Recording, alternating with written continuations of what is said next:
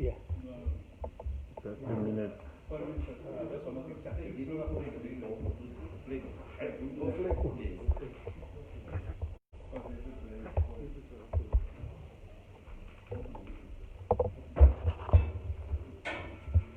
Mr. Hawaii.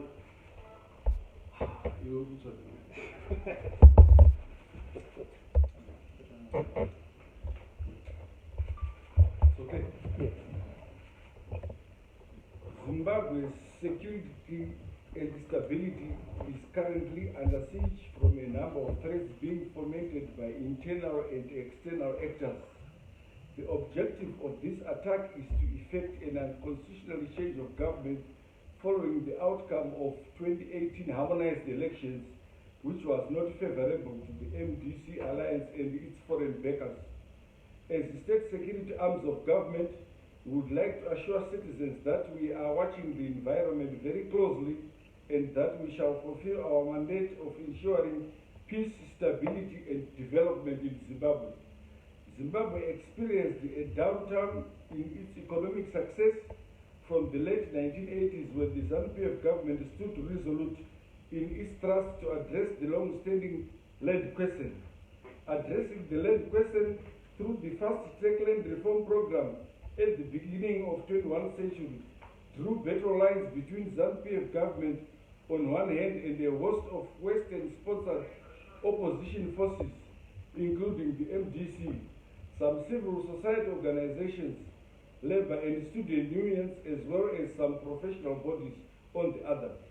The latter group has always alleged that all elections that the opposition lost were stolen and has shamelessly fabricated human rights abuses in order to justify the regime change agenda.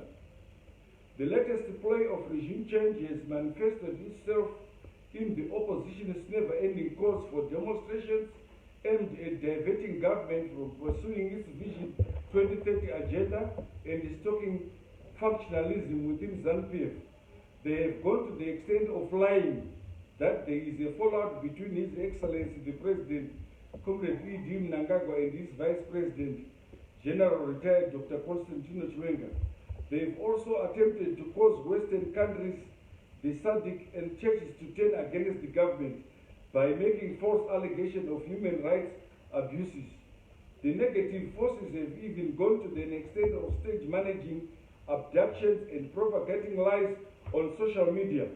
We also notice attempts by self-exiled G40 elements such as Jonathan Moyo to destabilize the security forces through making false accusations about security officers who are unwavering in their determination to defend the national sovereignty. The methods used by security agents in Zimbabwe are within the confines of the law. In the West, the Logan Act and the Patriotic Act allow the use of methods which, if adopted by our security services, will be condemned as acts of repression. As security services, we know and appreciate that they will never see anything in good light until the land reform is reversed and the opposition comes into power. No country in the world and no sane people will tolerate elements who openly mobilize to close their country's borders, particularly when the COVID-19 pandemic is threatening lives and economy. In any country, such people will be treated as traitors. At international law, a blockade is tantamount to a declaration of war. Government and state security agents in particular have a duty to take appropriate measures to protect the flow and integrity of commerce across our borders. These have been calls for dialogue by regime change elements within and outside the country. These calls completely ignore the ongoing pollard to which all parties were invited. There is nothing wrong in accommodating people and views that are not on the table. There is nevertheless the mischievous agenda to ignore the principles of democracy by attempting to push ZANU-PF to abandon the mandate it won from the people in 2018 harmonized elections. And anyone aspiring to lead the country should wait until they get the mandate from the people in the 2023 harmonized elections. anyone wishing to help move the country forward before then should join Poland. We are watching attempts to drive Zimbabwe into chaos. Some rogue elements among us are conniving with some hostile Western governments to smuggle guns and set up so-called democratic resistance committees that are, for all intents and purposes, violent militia groups.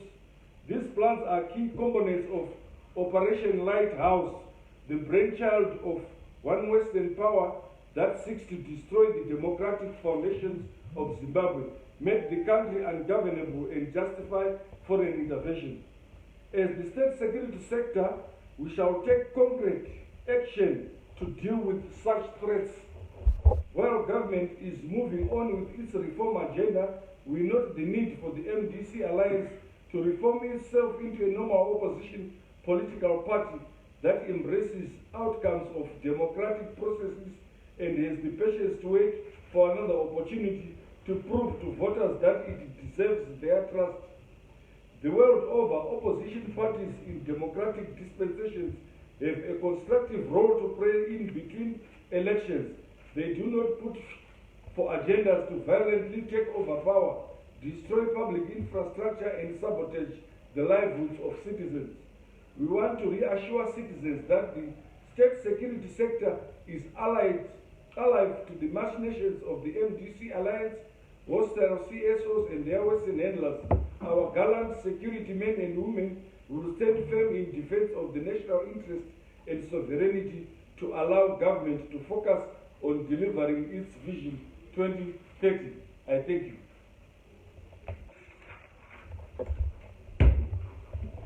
No question. You're not taking questions, Minister. No. Honorable, what you're saying No is very question. serious. We might definitely have questions. Yes.